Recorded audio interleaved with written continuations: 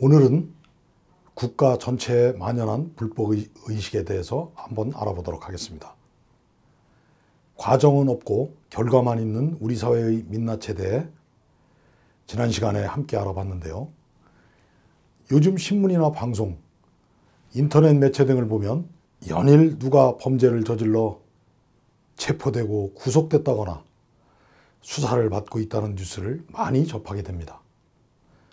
사기, 절도, 강도, 살인, 횡령, 성 관련 범죄 등 일반 범죄와 강력범죄를 막론하고 그 범죄 유형도 매우 다양합니다.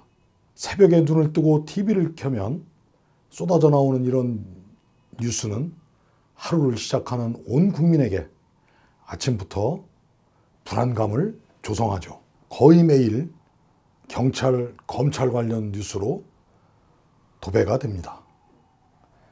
물론 언론의 자유가 보장된 우리나라에서 많은 언론사들이 뉴스 경쟁을 하다 보니 빚어지는 현상이기도 하지만 그만큼 우리나라는 범죄에 대한 뉴스가 과도한 측면이 많은 것도 사실입니다.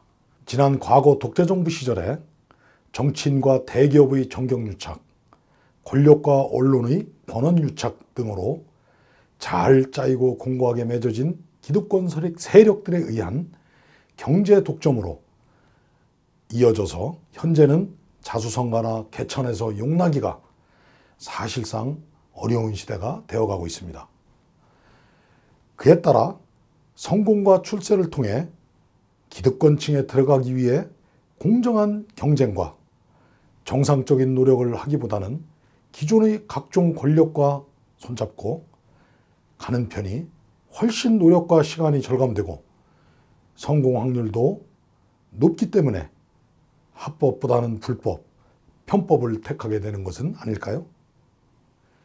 지금은 그래도 많이 나아졌지만 아직도 우리 사회는 정경유착 등의 폐해로 부정부패가 만연해서 온 나라가 바닥부터 꼭대기까지 물들었다 해도 과언이 아닐 것입니다. 1993년 김영삼 대통령은 취임 직후에 우리나라를 인체에 비유해서 온몸이 썩지 않은 곳이 없어서 어디부터 손을 대야 할지 모르겠다고 할 정도였습니다. 최근에도 검찰, 경찰, 국세청 등의 관련 비리와 방위산업 비리, 연예계와 관련된 공직자 비리 등으로 많은 사람들이 구속되고 수사가 진행되고 있죠.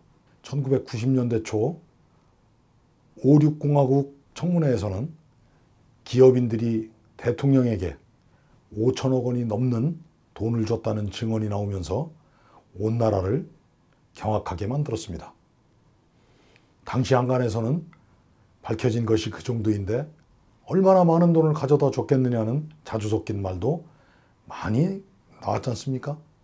정주영 회장은 불이익을 당할 게 무서워서 돈을 달라고 해서 줬다는 그런 말로 당시에 세간의 화제가 된 적이 있습니다. 당시 대기업 총수들은 하루 일과가 돈가방이나 돈이 들어있는 사과 박스를 나르는 일이었겠죠. 나라를 통치하는 대통령부터 이 지경이었으니 다른 것은 말하나 마나죠.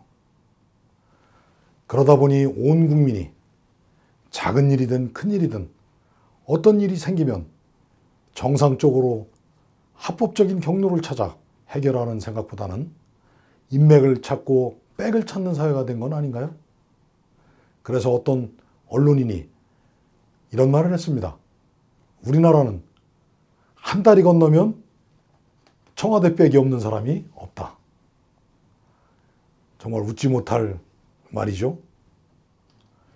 이렇게 대한민국은 건국 이래 오랜 군사 독재를 거치며 부정부패가 만연한 사회가 되었지만 더 큰 문제는 아직도 그 뿌리가 완전히 뽑히지 않고 땅속에 온전히 남아있다는 것입니다.